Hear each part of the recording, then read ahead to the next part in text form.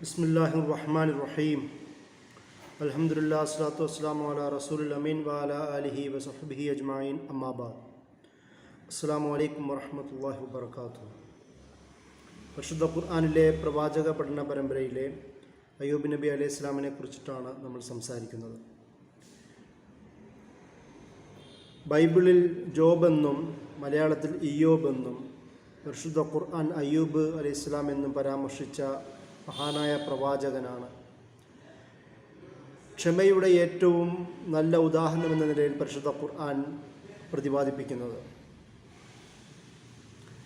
ഇദ്ദേഹത്തെക്കുറിച്ച് 4 ഭാഗത്താണ് പരിശുദ്ധ ഖുർആൻ പരാമർശിക്കുന്നത്.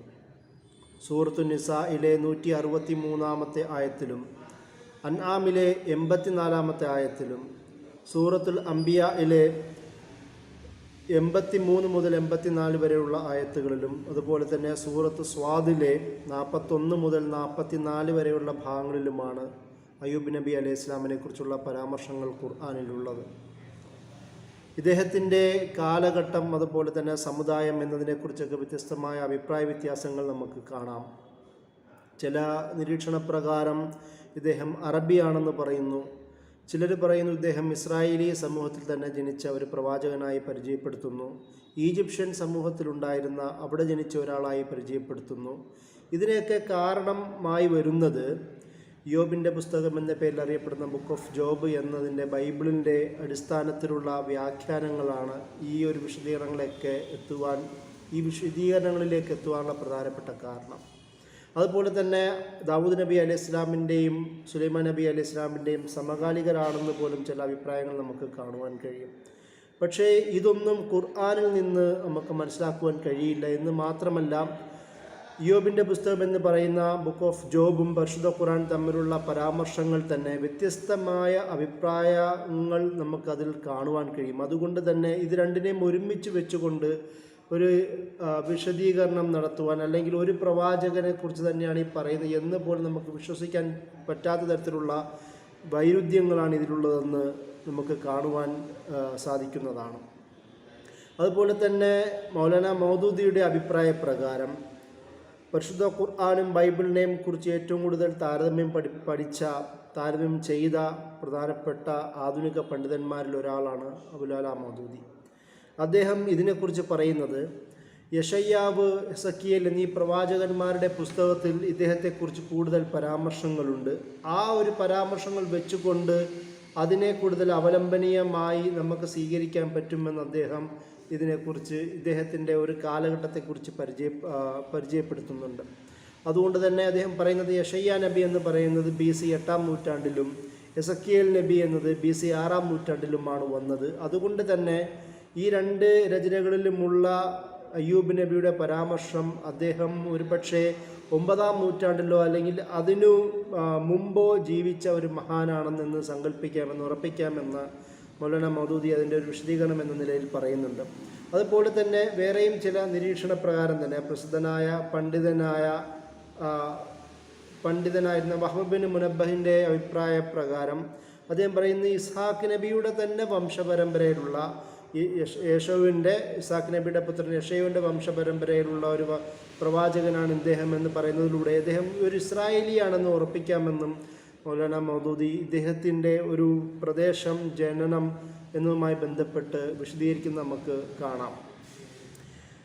അതുപോലെ തന്നെ പരിശുദ്ധ ഖുർആനിൽ ഞാൻ നേരത്തെ പറഞ്ഞതുപോലെ പ്രധാനമായും തന്നെ 2 ഭാഗങ്ങളിലാണ് മൗലാന മൗദൂദിയുടെ നിരീക്ഷണ പ്രകാരം തന്നെയും കൂടുതൽ വിശദീകരണമുള്ളത്. അത് അംബിയായിലും സൂറത്ത് സ്വായിലുമാണ്. അതിന് മുമ്പുള്ള ആയത്തുകളിൽ സൂറത്ത് നിസായിലും അതുപോലെ തന്നെ അൻആമിലും അദ്ദേഹത്തെക്കുറിച്ചിട്ടുള്ള അയ്യൂബ് അലൈഹി ഇസ്ലാമിനെ കുറിച്ചുള്ള ഒരു പേര് പരാമർശിച്ചു പോകുന്നതുമേ നമുക്ക് കാണുവാൻ കഴിയുള്ളൂ. സൂറത്ത് നിസായിലെ 163 ആയത്തിൽ ഇന്നാ ഔഹൈനാ ഇലൈക കമാ ഔഹൈനാ ഇലാ നൂഹിൻ വന്നബിയ്യിന മിൻ ബഅദി എന്ന് പറയുന്ന ആയത്തുകളിലും അല്ലാഹു സുബ്ഹാനഹു വ തആല വഈസ വ അയ്യൂബ വ യൂനുസ് വ ഹാറൂന വ സുലൈമാന വ ആതൈനാ ദാവൂദ സബൂറ എന്ന് അവസാനിപ്പിക്കുന്നുണ്ട്. ആ ഭാഗത്താണ് അയ്യൂബ് നബി അലൈഹി ഇസ്ലാമിനെ കുറിച്ചുള്ള ആദ്യത്തെ പരാമർശം നമുക്ക് കാണുവാൻ കഴിയുന്നത്. അതുപോലെ തന്നെ രണ്ടാമതായി ഒരു പരാമർശമുള്ളത് സൂറത്തുൽ അംബിയ അൻആമിലെ 84-ാമത്തെ ആയത്തിലാണ്. സൂറത്ത് അൻആമിലും ഇതേപോലെ ഒരു പരാമർശമാണ്. വഹബ്നാ ലഹു ഇസ്ഹാഖ വയാഖൂബ കുല്ലൻ ഹദൈന. ഇബ്രാഹിം നബി അലൈഹി ഇസ്ലാമിന് അള്ളാഹു സുബ്ഹാനഹു വ തആല അനുഗ്രഹം നൽകി എന്ന് പറയുന്ന ഭാഗത്ത് പ്രവാചകന്മാരെയും മക്കൾ പരമ്പരയും നൽകിയെന്ന് പറഞ്ഞുകൊണ്ട് പിന്നീട് പറയുന്നത് വഹ്നൂഹൻ ഹദൈന മിൻ ഖബ്ൽ, നൂഹ് നബി അലൈഹി ഇസ്ലാമിനെ കുറിച്ചും പരാമർശിക്കുന്നു. വമിൻ ദുർരിയത്തിഹി ദാവൂദ വ സുലൈമാന വ അയ്യൂബ വ യൂസുഫ വ മൂസ വ ഹാറൂൻ എന്ന മറ്റുള്ള പ്രവാചകന്മാരുടെയും പേര് പറഞ്ഞുകൊണ്ട് അവിടെ അയ്യൂബ് നബി അലൈഹി ഇസ്ലാമിൻ്റെയും പേര് പരാമർശിക്കുന്നത് നമുക്ക് കാണുവാൻ കഴിയും. അത് പറഞ്ഞുകൊണ്ട് അള്ളാഹു സുബ്ഹാനഹു വ തആല ഈ പ്രവാചകന്മാരെയെല്ലാം മുഹ്സിൻ എന്നുള്ള പരാമർശം നടത്തിക്കൊണ്ടാണ് ആയത്ത് അവസാനിപ്പിക്കുന്നത്. വഖദാലിക നജിൽ മുഹ്സിനീൻ, മുഹ്സിനീങ്ങളായ ആൾക്കാർക്ക് നാം ഇപ്രകാരമാണ് പ്രതിഫലം നൽകുന്നത് എന്ന് പറഞ്ഞുകൊണ്ട് അല്ലാഹു സുബ്ഹാനഹു വ തആല ആ ആയത്ത് അവിടെ അവസാനിപ്പിക്കുന്നത് നമുക്ക് കാണുവാൻ കഴിയും. പിന്നീട് അയ്യൂബ് നബി അലൈഹി ഇസ്ലാമിനെ കുറിച്ചുള്ള കൂടുതൽ വിശദീകരണമുള്ളത് അത് നേരത്തെ പരാമർശിച്ചതുപോലെ തന്നെ സൂറത്തുൽ അംബിയാഇൻ്റെ ആയത്തുകളിലാണ്. അവിടെയാണ് അല്ലാഹു സുബ്ഹാനഹു വ തആല കൂടുതൽ വിശദീകരണം അദ്ദേഹത്തിൻ്റെ ജീവിതത്തെയും അദ്ദേഹത്തിൻ്റെ സ്വഭാവത്തെയും അദ്ദേഹത്തിന് സ്വീകരിച്ചിരുന്ന സബറിനെയും കുറിച്ചുള്ള കൂടുതൽ വിശദീകരണങ്ങൾ ഈ ഭാഗത്താണുള്ളത്. അവിടെ അല്ലാഹു സുബ്ഹാനഹു വ തആല പറയുന്നു വ അയ്യൂബ ഇദ് നാദാ റബ്ബഹു അന്നി മസ്സനി ളുർ വ അൻത അർഹമുർ റഹീമീൻ. അദ്ദേഹം പറയുന്നത് അയ്യൂബ് അലൈഹിസ്സലാം തൻ്റെ റബ്ബിനോട് പ്രാർത്ഥിച്ച സന്ദർഭം ഓർക്കുക. ഞാൻ രോഗാതുരനായിരിക്കുന്നു, അന്നി മസ്സനി ളുർ, അതുപോലെ തന്നെ വ അൻത അർഹമുർ റഹീമീൻ, നീ ഏറ്റവും കൂടുതൽ കരുണാവാരിധിയായ അർഹമുർ റഹീമീൻ, ഏറ്റവും കൂടുതൽ നന്നായി കരുണ ചെയ്യാൻ കഴിയുന്ന ആളാണല്ലോ എന്ന് അല്ലാഹു സുബ്ഹാനഹു വ തആലയെ പുകഴ്ത്തുന്ന പ്രകീർത്തിക്കുന്ന ഒരു ഭാഗവും കൂടി ഇവിടെ വിശദീകരിക്കുന്നത് നമുക്ക് കാണുവാൻ കഴിയും. അതിൽ നിന്ന് തന്നെ നമുക്കൊരു പ്രത്യേകത ഈ ഭാഗത്ത് തന്നെ എങ്ങനെയാണ് പരിശുദ്ധ ഖുർആൻ അയ്യൂബ് നബി അലൈഹി സ്വലാമിനെ പരിചയപ്പെടുത്തുന്നത് എന്ന് നമുക്ക് മനസ്സിലാക്കാൻ കഴിയും. വളരെ ഹൃദ്യമായ വാക്കുകളിലൂടെ, പ്രത്യേകിച്ച് പരാതികളോ പരിഭവങ്ങളോ ഒന്നുമില്ലാതെ തന്നെ അല്ലാഹു സുബ്ഹാനഹു വ തആലയുടെ ആ റഹ്മത്തിനെ, അള്ളാഹുവിൻ്റെ റഹ്മാൻ എന്ന് പറയുന്ന ആ ഒരു ഇതിൻ്റെ ഭാവത്തെ മുന്നിൽ വെച്ചുകൊണ്ട് തന്നെയാണ് അല്ലാഹു സുബ്ഹാനഹു വ തആലയ്ക്ക് മുമ്പിൽ അയ്യൂബ് നബി അലൈഹി സ്വലാം പ്രാർത്ഥിക്കുന്നത്. അതാണ് ഞാൻ ദരിദ്രനാണ്, അങ്ങ് ഔദാര്യവാനാണല്ലോ എന്ന് പറയുന്നത് പോലെ തന്നെ എൻ്റെ ഈ പ്രശ്നങ്ങൾക്ക് തീർക്കുവാൻ നീ തന്നെയാണ് പടച്ചവനെ എന്ന് പറയുന്ന രീതിയിൽ വ അൻത അർഹമുർ റഹീമീൻ എന്ന ഏറ്റവും സുന്ദരമായ പ്രാർത്ഥന ആ രീതിയിലാണ് അയ്യൂബ് നബി അലൈഹി സ്വലാം അവിടെ പ്രാർത്ഥിക്കുന്നതായി നമുക്ക് കാണുവാൻ കഴിയുന്നത്. പിന്നീട് അതിനുശേഷം തന്നെ സൂറത്തുൽ അംബിയായിലെ 84-ാമത്തെ ആയത്തിൽ അല്ലാഹു സുബ്ഹാനഹു വ തആല പറയുന്നുണ്ട് ഫസ്തജബ്നാ ലഹു ഫകശഫ്നാ മാ ബിഹി മിനൽ ളുർ. അല്ലാഹു സുബ്ഹാനഹു വ തആല നാം ആ പ്രാർത്ഥന സ്വീകരിച്ചു, അദ്ദേഹത്തെ നാം ബാധിച്ച ദുരിതത്തിൽ നിന്ന് ദൂരീകരിച്ചു കൊടുത്തു എന്ന് അവിടെ പ്രാർത്ഥിക്കുന്നത് നമുക്ക് കാണുവാൻ കഴിയും. ഇതിൽ നിന്ന് മറ്റൊരു പ്രത്യേകം കൂടി മനസ്സിലാക്കാൻ കഴിയും. അയ്യൂബ് നബി അലൈഹി സ്വലാമിൻ്റെ ജീവിതത്തിൽ വളരെ ബുദ്ധിമുട്ടുള്ള ഒരു രോഗം പിടികൂടിയെന്നും ആ രോഗം ഇപ്പോൾ ഇയ്യോബിൽ തന്നെ 7-ാം സൂക്തത്തിൽ പറയുന്നത് പോലെ തന്നെ അദ്ദേഹത്തിൻ്റെ ശിരസ് മുതൽ പാദം വരെ വ്രണങ്ങൾ കൊണ്ട് നിറഞ്ഞിരിക്കുന്ന ആ ഒരു തരത്തിലുള്ള ഒരു രോഗമാണ് ഇദ്ദേഹത്തിനുണ്ടായിരുന്നെന്നും ആ ഒരു ചർമ്മ രോഗം പോലെയാണ് നമുക്ക് തഫ്സീറുകളിൽ കാണുവാൻ കഴിയുന്നത്. ആ ഈ രോഗമാണ് ഇവിടെ അദ്ദേഹം പരാമർശിക്കുന്നതായി നമുക്ക് കാണുവാൻ കഴിയുന്നത്. സൂറത്ത് സ്വാദിലെ ഈ ഒരു പരാമർശം നമുക്ക് ഇതിൻ്റെ വിശദീകരണം എന്ന നിലയിൽ പരാമർശിക്കാൻ പറ്റുന്ന ഒരു പ്രധാനപ്പെട്ട ഭാഗമാണ്. ഈ ഒരു സാഹചര്യം കൂടി പ്രത്യേകം പരിഗണിച്ചുകൊണ്ട് സൂറത്ത് സ്വാദിൻ്റെ ആയത്തുകളിലേക്കും കൂടി നമുക്ക് പോവേണ്ടതുണ്ട്. അല്ലാഹു സുബ്ഹാനഹു വ തആല അവിടെ പറയുന്നത്, ആ ഒരു ഭാഗത്ത് പറയുന്നത് വദ്കുർ അബദന അയ്യൂബ് ഇദ് നാദാ റബ്ബഹു അന്നി മസ്സനി ശൈത്വാൻ ബിനുസ്ബിൻ വ അദാബ്. നമ്മുടെ അയ്യൂബ് അലൈഹി ഇസ്ലാമിൻ്റെ പ്രാർത്ഥനയെ ഓർക്കുക. അദ്ദേഹം പറയുന്നുണ്ട് തൻ്റെ റബ്ബിനോട് ചെകുത്താൻ എന്നെ ദുരിതബാധിതനും പീഡിതനുമാക്കിയല്ലോ എന്നൊക്കെയാണ് പ്രാർത്ഥിക്കുന്ന ഒരു സന്ദർഭത്തെ പരിശുദ്ധ ഖുർആൻ പരാമർശിക്കുന്നുണ്ട്. ഇവിടെ നമ്മൾ പ്രത്യേകം മനസ്സിലാക്കേണ്ടത് ചെകുത്താൻ ഷൈത്താൻ എന്ന് പറയുന്നത് രോഗിയാക്കിയെന്നും ആപത്തുകൾ ഇറക്കിയുമെന്നുമല്ല ഇതിൻ്റെ അർത്ഥം. അതിന് പകരം രോഗത്തിൻ്റെ കാഠിന്യം, സാമ്പത്തികമായ ഇല്ലായ്മയും വല്ലായ്മയും, ഉറ്റവരുടെയും ഉടയവരുടെയും അവഗണന എന്നിവ മൂലം ഞാൻ അകപ്പെട്ട യാതനകളേക്കാൾ എനിക്ക് ദുരിതമായി തീർന്നിരിക്കുന്നത് പിശാച് അവൻ്റെ ദുർബോധനങ്ങളിലൂടെ എന്നെ ഞെരുക്കിക്കൊണ്ടിരിക്കുകയായിരുന്നു. അതായത് ഈ ഒരു സാഹചര്യത്തിൽ പിശാചിൻ്റെ ദുർബോധനം ശക്തമാവുന്നതോടുകൂടി അദ്ദേഹത്തിൻ്റെ ഈമാനിൽ കുറവ് വരുത്താനുള്ള പിശാചിൻ്റെ ശ്രമത്തെയാണ് ഇവിടെ അയ്യൂബ് അലൈഹിസ്സലാം പരാമർശിക്കുന്നത് നമുക്ക് കാണുവാൻ കഴിയും. കാരണം പരിശുദ്ധ ഖുർആൻ തന്നെ വിവിധ ഭാഗങ്ങൾ പരാമർശിക്കുന്നത് പോലെ ഒരിക്കലും മനുഷ്യനെ ദുർബോധനം ചെയ്യാനുള്ള കഴിവിനപ്പുറം മറ്റൊരു കഴിവ് പിശാചിന് അള്ളാഹു നൽകിയിട്ടില്ല.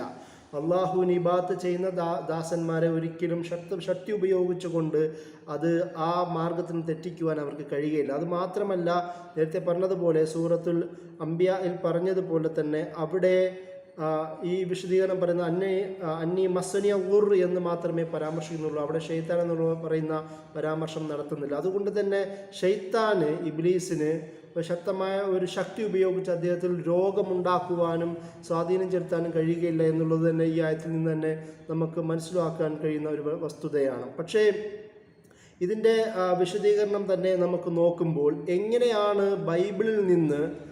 ബൈബിളിൽ നിന്ന് ഖുർആനിൻ്റെ വിശദീകരണം വ്യത്യസ്തമായി തീരുന്നത് എന്ന് നമുക്ക് മനസ്സിലാക്കേണ്ടതുണ്ട്. പരിശുദ്ധ ഖുർആനിൽ അയ്യൂബ് നബി അലൈഹി ഇസ്ലാമിന് ഏറ്റവും വലിയ സ്വബ്ർ സ്വീകരിക്കുന്നവരുടെ ഉദാഹരണമായിട്ടാണ് പരിചയപ്പെടുത്തുന്നു തരുന്നത്.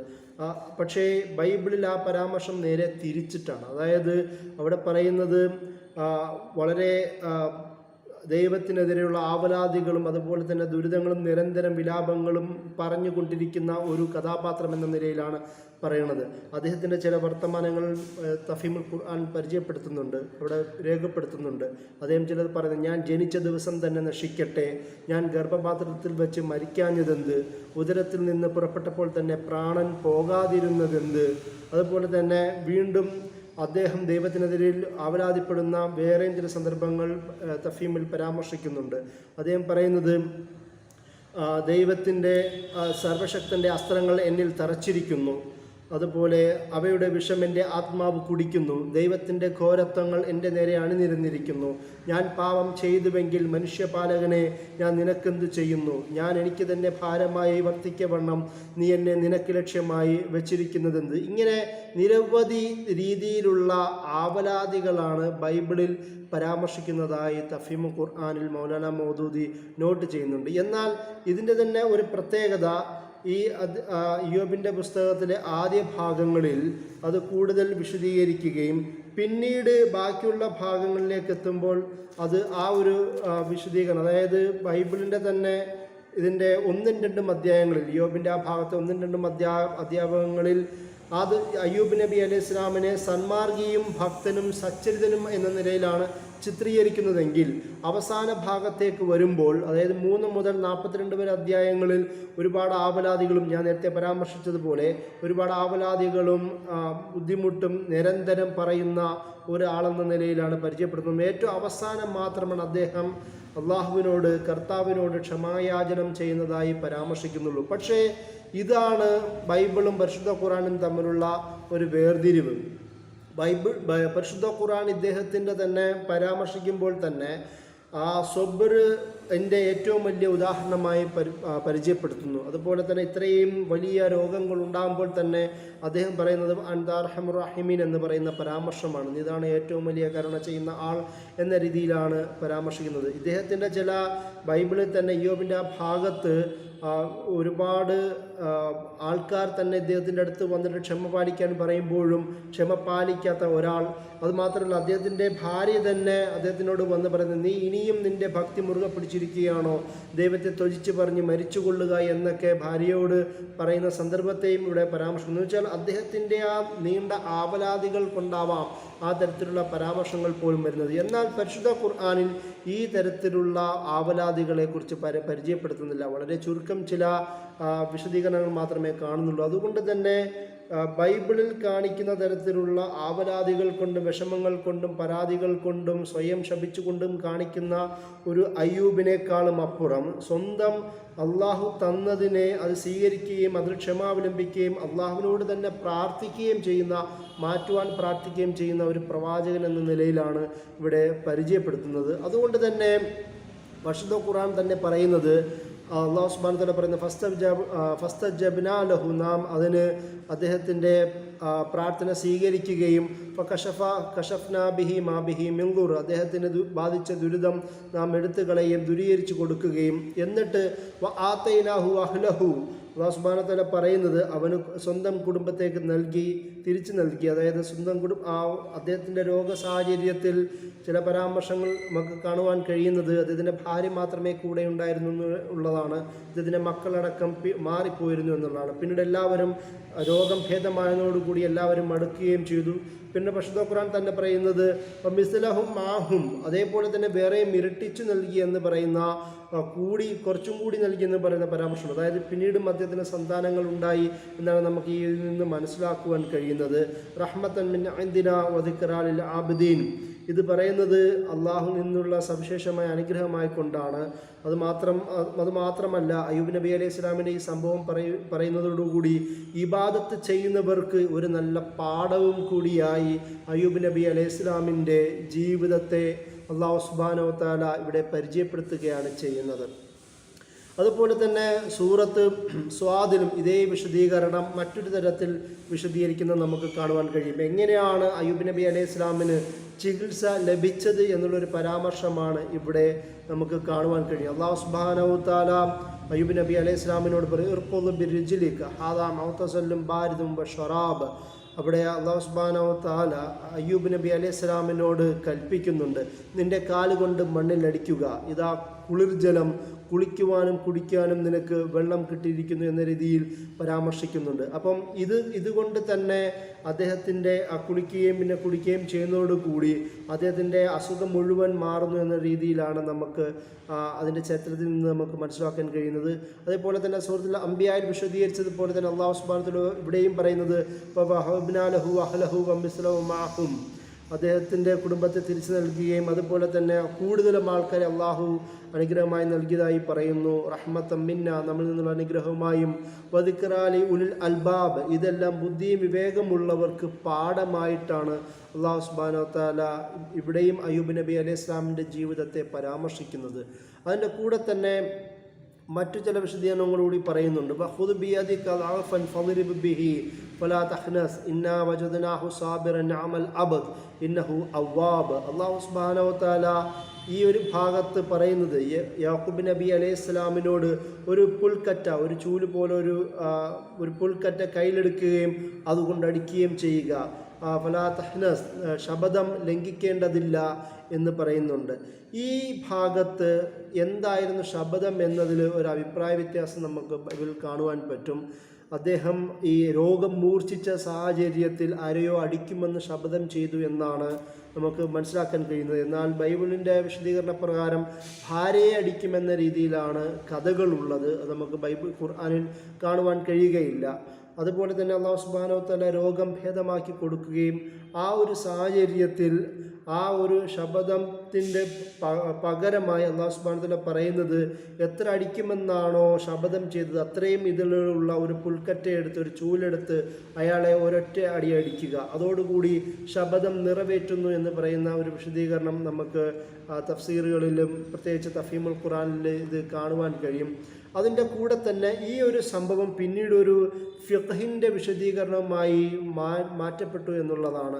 അതായത് ഇതേപോലെ ശബദ സന്ദർഭങ്ങളിൽ പിന്നീട് അത് അടിക്കേണ്ടി വരുമ്പോൾ എങ്ങനെ അടിക്കാമെന്ന് പറയുന്ന ഒരു ആനുകൂല്യം സ്വീകരിക്കാമെന്ന് പറയുന്ന ഒരു അഭിപ്രായങ്ങൾ പിന്നീട് രൂപപ്പെട്ടതായി നമുക്ക് തഫ്സീറുകളിൽ കാണുവാൻ കഴിയും. ചില കർമ്മശാസ്ത്ര പണ്ഡിതന്മാരെല്ലാം ഇത് അയ്യൂബ് നബി അലൈഹി സ്വലാമിന് വേണ്ടി മാത്രം വിധിക്കപ്പെട്ടതാണ് എന്ന് പറയുമ്പോൾ അങ്ങനെയല്ല, ഇത് പൊതുവായി സ്വീകരിക്കാമെന്ന് പറയുന്ന അഭിപ്രായങ്ങളും ഇതിൻ്റെ കൂടെയുണ്ട്. അതായത് അയ്യൂബ് നബി അലൈഹി സ്വലാമിന് മാത്രമാണെന്ന് പറയുന്നത് ഇബ്നു അബ്ബാസും ഇബ്നു അസാക്കിറും പോലുള്ള പണ്ഡിതന്മാരാണ്. എന്നാൽ ഇബ്നു മാലിക്കും ഈ അഭിപ്രായക്കാരനാണ്. ഇമാം അബു ഹനീഫ, അബു യൂസഫ് മുഹമ്മദ് സുഫർ, ഷാഫി തുടങ്ങിയ ആൾക്കാർ രണ്ടാമത്തെ വീക്ഷണമാണ്. അവർ പറയുന്നത് ഉദാഹരണത്തിന് ഒരാൾ തൻ്റെ ഭൃത്യനെ 10 അടി അടിക്കുമെന്ന് ശപഥം ചെയ്യുന്നു. പിന്നീട് അയാൾ 10 അടിയും ഒന്നാക്കി ഒരു രൂപത്തിൽ ഒരടി അടിക്കുന്നു. അപ്പോൾ ഓരോ പ്രഹരത്തിൻ്റെയും ഏതാനും അംശം അയാൾ കേൾക്കുമല്ലോ. അതോടുകൂടി ശപഥം നിറവേറ്റപ്പെടുമെന്നാണ് വിശദീകരിക്കുന്നത്. 100 അടിയെ താങ്ങാനാവാത്ത വണ്ണം രോഗാതുരനായ ഒരു വ്യഭിചാരിയെ ശിക്ഷിക്കുന്നതിൽ നബി സല്ലല്ലാഹു അലൈഹി വസല്ലമ ഈ രീതി ഉപയോഗപ്പെടുത്തിയതായി ചില ഹദീസുകളിൽ വന്നിട്ടുണ്ടെന്ന് മൗലാന മൗദൂദി വിശദീകരിക്കുന്നുണ്ട്. എന്തു തന്നെയാണെങ്കിലും ഇത് ഷറാമിൻ മിൻ ഖബലിന എന്ന് പറയുന്ന മുൻകാല സമൂഹത്തിലുണ്ടായിരുന്ന ഷറഇനെ നടപ്പിലാക്കുന്ന രീതിയിലേക്ക് പിന്നീടുള്ള പണ്ഡിതന്മാരും ഈ അയ്യൂബ് നബി അലൈഹി സ്വലാമിൻ്റെ സംഭവത്തെ സ്വീകരിച്ചതായിട്ടാണ് നമുക്ക് കാണുവാൻ കഴിയുന്നത്. കൂടുതൽ വിശദീകരണം എന്ന നിലയിൽ തഫീമുൽ ഖുർആനിൻ്റെ ഈ പോയിന്റിലേക്ക് തന്നെ നമുക്ക് 46-ാം പോയിന്റ് വ്യാഖ്യാനത്തിൽ നോക്കുമ്പോൾ കാണുവാൻ കഴിയും. അതായത് അയ്യൂബ് നബി അലൈഹി ഇസ്ലാമിൻ്റെ ആ ശപഥം നിറവേറ്റുക എന്ന നിലയിൽ ഒരു പുൽക്കറ്റ ഒരു ചൂലെടുത്തുകൊണ്ട് അയാളെ അടിക്കുന്നതോടുകൂടി ആ ശപഥം നിറവേറ്റുന്നതായിട്ടാണ് പരിചയപ്പെടുത്തുന്നത്. അതിൻ്റെ കൂടെ തന്നെ അല്ലാഹു സുബ്ഹാനഹു വ തആല അയ്യൂബ് നബി അലൈഹി ഇസ്ലാമിനെ പരിചയപ്പെടുത്തുന്ന മറ്റൊരു രീതി ഇന്നാ വജദ്നാഹു സാബിറൻ, അദ്ദേഹത്തിന് ഏറ്റവും ക്ഷമാശീലൻ എന്ന നിലയിൽ അള്ളാഹു അദ്ദേഹത്തെ കണ്ടു. നഅമൽ അബദ്, എത്ര ശ്രേഷ്ഠനായ അടിമയാണ്. ഫഇന്നഹു അവ്വാബ്, അതുപോലെ തന്നെ അള്ളാഹു സുബ്ഹാനഹു വ തആല പറയുന്നത് ഏറ്റവും അധികം തൗബ ചെയ്ത് പശ്ചാത്തപിച്ച് മടങ്ങുന്നവൻ എന്ന രീതിയിൽ അവ്വാബ് എന്ന പരാമർശവും പരിശുദ്ധ ഖുർആൻ നടത്തുന്നത് കാണുവാൻ കഴിയും. ഏറ്റവും വലിയ സാബറായ, മുഹ്സിനായ, അവ്വാബായ, നഅമൽ അബ്ദായ ഒരു പ്രവാചകൻ എന്ന നിലയിലും അള്ളാഹുവിൽ നിന്ന് പല രീതിയിൽ റഹ്മത്ത് കിട്ടിയ ഒരു പ്രവാചകൻ എന്ന നിലയിലും പരിശുദ്ധ ഖുർആൻ അയ്യൂബ് നബി അലൈഹി സ്വലാമിനെ പരിചയപ്പെടുത്തുന്നത് നമുക്ക് കാണുവാൻ കഴിയും. ഇതിൽ നിന്നൊക്കെ നമുക്ക് മനസ്സിലാക്കുവാൻ കഴിയുന്ന പ്രധാനപ്പെട്ട ഒരു വസ്തുത, അതായത് അയ്യൂബ് നബിയുടെ ജീവിതത്തിൽ നിന്ന് വിശ്വാസിയെ പഠിപ്പിക്കുന്നത് എത്ര വലിയ ദുരിതങ്ങളിൽ പെട്ട് പോയാലും അള്ളാഹുവിനെ കുറ്റപ്പെടുത്തുന്ന ഒരു വിശ്വാസി ആവാൻ പാടുള്ളതല്ല. കാരണം അയ്യൂബ് നബി അലൈഹി സ്വലാം അതായിരുന്നു. ക്ഷമയോടുകൂടി തങ്ങൾക്ക് ലഭിക്കുന്ന എല്ലാ പരീക്ഷണങ്ങളും സഹിക്കുകയും അള്ളാഹുവിനോട് തന്നെ സഹായം അഭ്യർത്ഥിക്കുകയും ചെയ്യുന്ന ഒരാളെന്ന നിലയിലാണ് പരിശുദ്ധ ഖുർആൻ പരിചയപ്പെടുത്തുന്നത്. അതുകൊണ്ടാണ് ബൈബിളിൽ നിന്ന് പരിശുദ്ധ ഖുർആൻ അയ്യൂബ് നബി അലൈഹി സ്വലാമിൻ്റെ വിശദീകരണത്തിൻ്റെ കാര്യത്തിൽ വ്യത്യാസപ്പെടുന്നത്. അതുപോലെ തന്നെ എന്ത് ആപത്ത് ലഭിച്ചാലും, എന്ത് നല്ല ഒരു സുസ്ഥിതിയിൽ ഉണ്ടാകുമ്പോൾ അഹങ്കാരിയാവാതിരിക്കുക, വളരെ മോശമായ ഒരു സാഹചര്യത്തിൽ അള്ളാഹുവിനെ കുറ്റപ്പെടുന്ന ഒരു അവസ്ഥയിലേക്ക് എത്തിച്ചേരാതിരിക്കുക എന്നുള്ളതും അയ്യൂബ് നബിയുടെ ജീവിതത്തിൽ നിന്ന് നമുക്ക് മനസ്സിലാക്കാൻ കഴിയുന്ന ഒരു കാര്യമാണ്. കാരണം ബൈബിൾ തന്നെയുള്ള പരാമർശപ്രകാരം അയ്യൂബ് നബി വലിയ സമ്പന്നനായിരുന്നുവെന്നും ഇങ്ങനെ രോഗം ബാധിച്ചതോടുകൂടി എല്ലാം നഷ്ടപ്പെടുകയും കുടുംബം അടക്കം നഷ്ടപ്പെടുകയും ചെയ്യുന്ന ഒരു സാഹചര്യത്തിലേക്ക് എത്തിച്ചേർന്നെന്നുമാണ്. പിന്നീടാണ് അദ്ദേഹത്തിൻ്റെ വ്യക്തിത്വത്തെ ആ രീതിയിൽ ബൈബിൾ ചിത്രീകരിക്കുന്നത്. എന്നാൽ പരിശുദ്ധ ഖുർആൻ പറയുന്നത് അങ്ങനൊന്നുമല്ല. അതായത് ഇതെല്ലാം ഉണ്ടായിട്ട് തന്നെയും എന്തൊക്കെ ബുദ്ധിമുട്ടുണ്ടായാലും അള്ളാഹുവിൽ ഭരമേൽപ്പിക്കുന്ന വളരെ സ്വാബിറായ, ക്ഷമാലുവായ ഒരാളെന്ന നിലയിലാണ്, അള്ളാഹുവിനോട് തന്നെ പ്രാർത്ഥിക്കുന്ന ഒരാളെന്ന നിലയിലാണ് അയ്യൂബ് നബി അലൈഹി ഇസ്ലാമിനെ പരിശുദ്ധ ഖുർആൻ ചിത്രീകരിക്കുന്നത്. അതുകൊണ്ട് തന്നെ ഇസ്ലാമിക ചരിത്രത്തിൽ അയ്യൂബ് നബിയുടെ ക്ഷമ ലഭിക്കണമേ എന്ന തരത്തിലുള്ള പ്രാർത്ഥന പോലും രൂപപ്പെട്ടതായി നമുക്ക് കാണുവാൻ കഴിയും. ആ ഒരു തരത്തിലുള്ള ക്ഷമയാണ് അയ്യൂബ് നബി അലൈഹി സ്വലാം ഒരു വിശ്വാസി എന്ന നിലയിൽ ഓരോ മുസ്ലിമിനെയും പഠിപ്പിക്കുന്നത് എന്നാണ് നമുക്ക് പരിശുദ്ധ ഖുർആനിലെ വിശദീകരണങ്ങളുടെ നോക്കുമ്പോൾ കാണുവാൻ കഴിയുന്നത്. അയ്യൂബ് നബി അലൈഹി സ്വലാമിൻ്റെ അദ്ദേഹത്തിൻ്റെ ഖബറിടവുമായി ബന്ധപ്പെട്ട വ്യത്യസ്ത അഭിപ്രായങ്ങൾ പല ഭാഗങ്ങളിൽ ഉണ്ടാവായി നമുക്ക് കാണുവാൻ കഴിയും. ചിലർ പറയുന്നു ഇസ്രായേൽ ഫലസ്തീൻ ഭാഗത്തുണ്ട്, സിറിയൻ ഭാഗത്തുണ്ട്, അതുപോലെ തന്നെ മെസൊപ്പൊട്ടേമിയയുടെ ചില ഭാഗത്തുണ്ട്, ഒമാനിൻ്റെ ചില ഭാഗത്തുണ്ട് എന്ന വ്യത്യസ്ത അഭിപ്രായങ്ങളാണ് നമുക്ക് അദ്ദേഹത്തിൻ്റെ ഖബറിടവുമായി ബന്ധപ്പെട്ട് കാണുവാൻ കഴിയും. എന്തു തന്നെയാണെങ്കിലും ഇസ്രായേൽ തന്നെ വന്ന ഒരു പ്രവാചകൻ എന്ന നിലയിൽ അദ്ദേഹത്തിൻ്റെ ജീവിതത്തിലുണ്ടായ ഒരുപാട് പ്രശ്നങ്ങളെ, രോഗം തന്നെ, അതിൽ അള്ളാഹുവിനോട് വല്ലാതെ ആവലാതിപ്പെടാതെ, അള്ളാഹുവിനെ ആക്ഷേപിക്കാതെ അതിനെ ക്ഷമാപൂർവ്വം സ്വീകരിച്ച അള്ളാഹുവിൻ്റെ പരീക്ഷണത്തെ വളരെ വിജയകരമായി തന്നെ നേരിട്ട ഒരു പ്രവാചകൻ എന്ന നിലയിലാണ്. അതിൽ വിശ്വാസിക്കൊരു വലിയ പാഠം നൽകിക്കൊണ്ടാണ്. അതുകൊണ്ടാണ് പരിശുദ്ധ ഖുർആൻ ഉലുൽ അൽബാബ്, ബുദ്ധിയുള്ളവർക്ക് പാഠം എന്ന നിലയിൽ തന്നെ അയ്യൂബ് നബി അലൈഹി ഇസ്ലാമിൻ്റെ ജീവിതം വിശദീകരിക്കുന്നതിലൂടെ നമ്മെ പഠിപ്പിക്കുന്നത്. വാഖിർ ദഅ്വാനാ അൽഹംദുലില്ലാഹി റബ്ബിൽ ആലമീൻ. അസ്സലാമു അലൈക്കും.